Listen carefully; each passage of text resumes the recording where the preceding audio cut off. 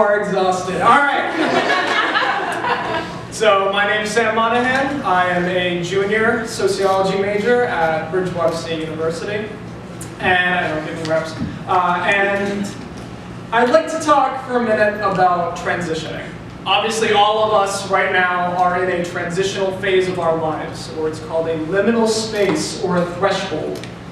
And with a transition, there's a lot of uncertainty and a lot of adjustments you have to make, and they might be very scary.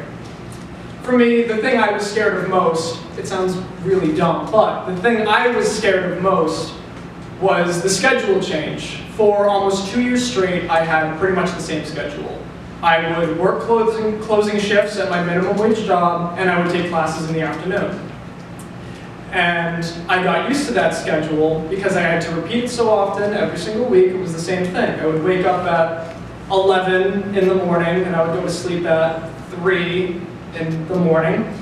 And I was very concerned coming here with would I be able to adapt, and how long would it take me to adapt getting up in the morning so early. When I saw my schedule for this, I noticed that our classes were going to be in the morning and my internship was going to start at 8. And during those first week of classes, the very first day, I realized it was either sink or swim. Either I was going to be able to get up as soon as possible, or I was going to show up late. I was going to show up late to my internships, to the classes, and then I would get lower marks and my parents wouldn't be so happy.